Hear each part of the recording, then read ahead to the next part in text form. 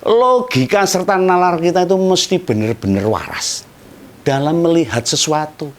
Nah, kayak beberapa komentar di konten ngompol ini. Dikira aku ini baser, dibayar pihak-pihak tertentu. Jare pendukung sing wis keblinger. Tidak.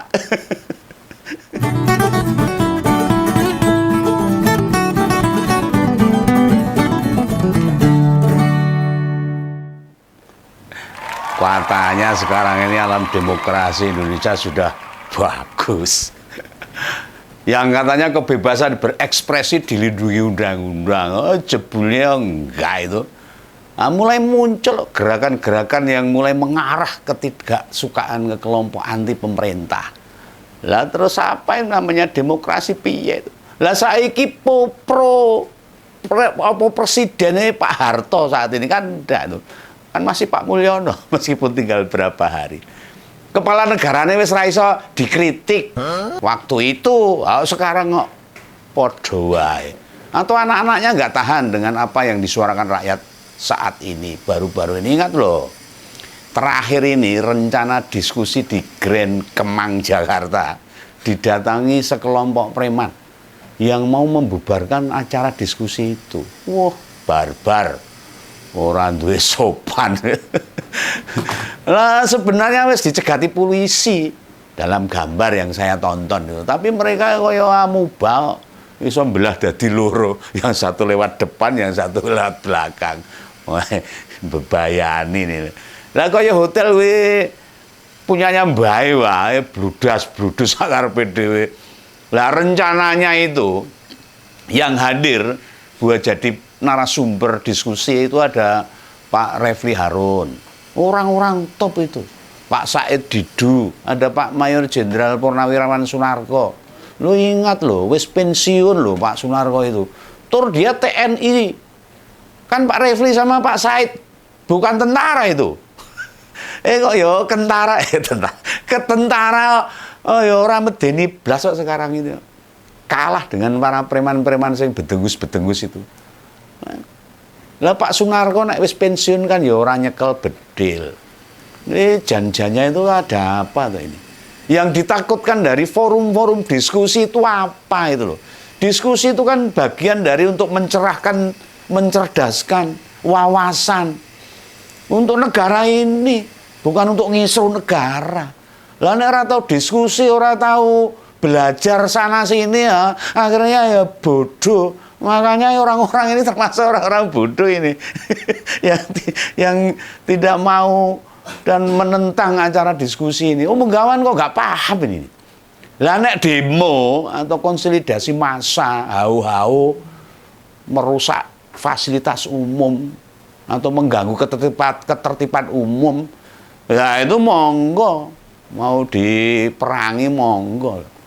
Nah, bila hanya diskusi, apalagi diskusinya itu di hotel, ruangannya yuk AC tertutup, adem dingin, ora bakal berdampak apapun, tidak akan mengganggu kepentingan masyarakat. Lah ora usah didatangi, gak usah suruh bubar, tidak usah diintimidasi. Engko lek anake wis wektune bubar ya wis rampung gitu loh. Dan menghasilkan sesuatu. Ya artinya sesuatu itu bisa mengkritik, bisa memberikan masukan, bisa menyumbangkan program dan sebagainya.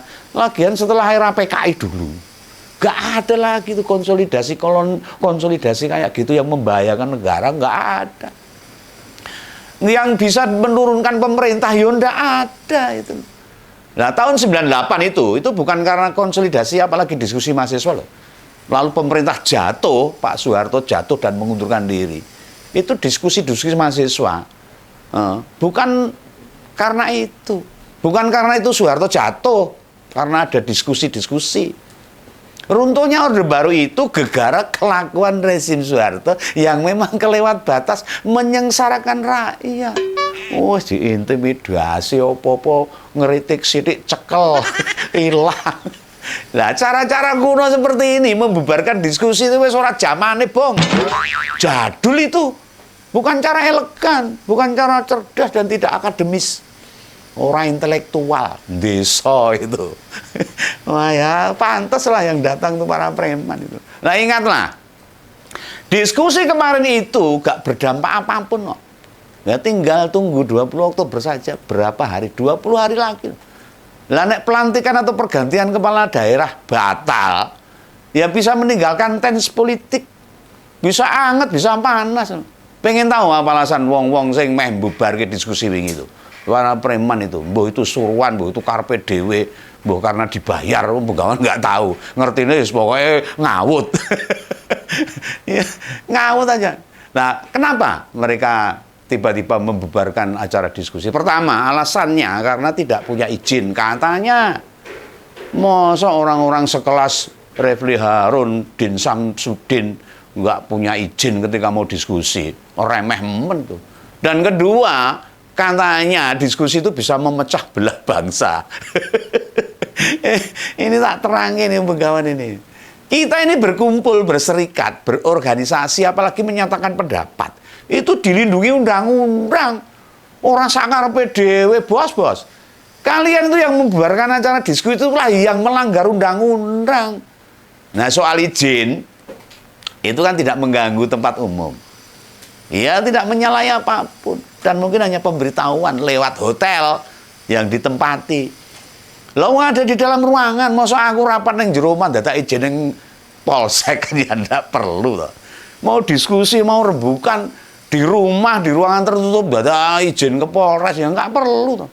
Lah cek tuh di kampus-kampus tuh, di hotel lain lah, di acara-acara kementerian sering banget kan ada acara diskusi, seminar, debat. Memangnya mereka mengajukan izin, gue ngopo? Ya tak jamin enggak, tidak berdampak apapun kok. Izin itu kan pasti ada alasannya kalau harus izin, mungkin mengganggu kepentingan umum, mengganggu lalu lintas misalnya. Ya tanya aja sama Pak Polisi dulu. Pernah dapat surat permohonan izin acara seminar kementerian? Orang pernah kan? Ya pemberitahuan itu perlu. Ya mungkin pemberitahuan secara formal kepada instansi terkait. Ya tidak pernah lah polisi harus dimintain izin. Ini aku paham ini. Dalih kalian izin itu untuk menilai bisa mengganggu apa tidak ya toh. Nah ngono toh. Lah wong diskusi ning ruangan atau hotel dan tertutup ganggune iki terus piye? Ganggu apa gitu. Yang diajukan itu pemberitahuan, bukan izin. Itu dua hal yang berbeda tuh. Memberitahu dengan izin. Ya kalau mau konser misalnya, gelar pertunjukan di lapangan yang akhirnya didatangi oleh banyak massa itu perlu izin. Di ruang publik itu perlu izin. Wong kita mau demo aja, tinggal kirim surat pemberitahuan tuh demo loh itu. Bukan permohonan izin. Nah, padakan ini ngerti aja. Nah itulah maka para preman, para orang-orang suruhan itu ya sadarlah yang agak cerdas itu loh. Tolong jangan membodohi rakyat. Sok-sokan ngerti persyaratan menggelar diskusi. Lah kecuali diskusimu kuwi neng tengah dalan. Wah itu baru mengganggu kepentingan umum. Neng perempatan desa atau malah neng ngarep balai kota. Di halaman Pemda. Kuwi lagi ada urusan untuk ngasih tahu. Atau setidaknya koordinasi lah sama yang punya tempat. Nah ini dari dulu, kuet biyen itu loh. Mulyono itu gak masalah kok dikritik. Ya dikritik tuh mesem bodoni atau Pak Mulyono itu. Dan nggak masalah dikritik. Malah tahun 2016 itu pernah ada demo besar-besaran bela Islam 212. Nggak masalah tuh Pak Mulyono. Kritik itu bagian dari demokrasi yang sehat. Dan Indonesia itu negara demokrasi. Apa salahnya itu? Biar aspirasi rakyat tuh nggak buntet, nggak buntu. Bisa tersalurkan. Lah sejak awal wong kuwi teko kok polisi ya hanya nahan aja. Malah mlebu sakarepe dhewe polisi ini malah meneng wae. Gak diangkut ke Polres atau Polsek, malah habis itu berangkulan cium tangan. Dan katanya lagi yang sangat lucu, katanya habis ngerusak itu sebagai etika. Ketika dia mau pulang tuh pamitan. Bang ngerusak pakai etika ya modal ngendi to, bos. Lah nek saiki ra enek gunane saat itu loh. Zaman sudah berubah, Bung. Enggak perlu jilat-jilat pemerintah. Agar dapat tempat, dapat jabatan desa itu loh, kata Kaisang itu. Lah Pak Refli Harun seorang profesor itu, dan Pak Said Didu itu, Pak Sunarko juga itu nggak punya pendukung militan. Dia berdiri sendiri dengan otaknya dia. Menyampaikan dengan otaknya, bukan dengan dukungannya. Mereka bukan siapa-siapa. Lah mbok sudahlah. Biarkan saja mereka berkumpul, berdiskusi, ngebahas apa yang mau mereka sampaikan. Nah di sini Om Begawan berpesan pada ngompolos-ngompolos penontonnya ngompol.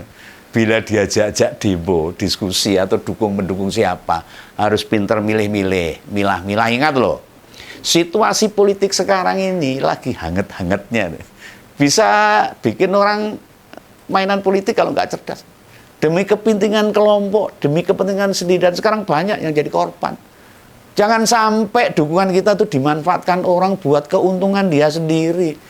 Kita nggak dapat apa-apa, mereka yang dapat banyak itu. Nah kemarin yang geruduk itu loh, jelas kepentingannya dapat sesuatu, setor muka gitu loh. Ya kalau nggak dapat sesuatu, apa urusannya dengan preman-preman itu dengan urusan partai politik? Partai politik, urusan dengan politik, urusan dengan diskusi. Apa urusannya preman-preman itu? Ini jadi tren baru akhirnya. Dan makin kebuka satu persatu. Misalnya yang melaporkan Pak Roy Suryo masalah Fufu Fafa. Itu relawan pasukan bawah tanah. Genah banget loh, kepentingannya apa? Apa urusannya? Kemudian fenomena mundurnya relawan Lutfi Solo itu. Wih, malah diserang sesama relawan lain. Ya mereka punya kepentingan. Nah itu Bung Ade Armando yang tampil di sebuah channel lalu nuduh Bang Denny Siregar satu suara sama Pak Rizik nyoroti Mulyono. Ya kena lagi cari muka dia. Iya tak? Niat berjuang demi nilai, demi kebenaran, dudu asal ubyang-ubyung, grudak-gruduk rono rene. Ya itu memang penuh kerja keras itu. Orang mau nganggere dapat sesuatu. Nah, logika serta nalar kita mesti benar-benar waras dalam melihat sesuatu loh. Ya, kayak beberapa komentar di konten ngompol ini loh. Dikira gue ini baser, dibayar pihak-pihak tertentu. Jadi pendukung saya wis keblinger. Lah tadinya Pro Mulyono, lalu sekarang pindah posisi. Ya, dulu memang saya dukung Pak Jokowi. Nah, sudah berulang kali toh tak sampaikan. Siapa saja menjaga nilai, memegang teguh konstitusi, tidak merusak aturan atau bekerja hanya tidak untuk kepentingan diri sendiri, yo tak belani, mati-matian. Track rekornya Pak Mulyono jelas banget sekarang salah. Ya ngapain dibela? Sudah menggo terlalu jauh tuh. Diluruskan kangelan kok. Lah Om Begawan begini ini membuktikan selama mendukung Pak Jokowi itu gak nerima apapun saya. Oh, wis cukup kok. Nompo ya wegah, malah dikira aneh-aneh. Lah nek nerima sesuatu ya mbuh. Piye carane ya tak belani tekan mati. Oh, nyatanya Om Begawan enggak dan enggak mau. Itu harga diri Om Begawan. Buktikan aja. Lah sayangnya yang beginian bagi sebagian kecil itu tidak dilihat secara jelas. Dikira asal benci aja, Om Begawan asal ngeritik, dikira benci Jokowi enggak. Ya, tapi itulah hidup. Yang mau sepakat ya ayo jalan bareng lah, gampang aja lah. Yang tidak ya silakan minggir. Gak usah dengerin ngompol, rasa dirungokke. Ngompol ini marai cerdas biasanya. Biasanya sing ora gelem cerdas ya wegah ngrungokke. Jadi di masa mendatang, hati-hati sama provokasi, sama adu domba. Diskusi di negara kita tidak dilarang sama sekali, dilindungi undang-undang. Jangan pernah takut sama orang-orang yang suka membubarkan diskusi. Mereka itu anti demokrasi. Jelas. Tinggal 20 hari berkuasa Pak Mulyono ini. Malah ora cedol-cedol. Menekan rakyat sak gelem meden-medeni menakut-nakuti. Lah apa memangnya nggak pengen diganti? Ini Pak Prabowo dan pendukungnya juga harus hati-hati nih. Siapa tahu ada agenda besar lagi nih. Sudah ada pasukan berani mati dan pasukan bawah tanah loh. Hati-hati loh. Siapa tahu ini ada agenda yang lain agar terjadi hal yang tak diinginkan. Lah Mulyono memandang jabatan itu seperti oase di padang pasir. Makanya harus dia kuasai. Kabeh. Lah jebul kelangan kekuasaan kuwi ya luwih abot kok. Jarene kekuasaan itu sampiran, ternyata sampiran dicopot ora gelem. Lah iya toh. Lah ketimbang bagaimana mendapatkannya, yang pasti ini, di negara kita semua bukan milik satu dua orang saja, tetapi milik semua bangsa, semua rakyat. Apalagi milik sekelompok tertentu, apalagi cuma kelompok satu keluarga. Nah, tugas kita adalah menjaga ini semuanya agar Indonesia tetap kuat dan negara kesatuan Republik Indonesia harga mati buat orang-orang yang cinta demokrasi. Salam kawan, salam ngobrol. Dadah.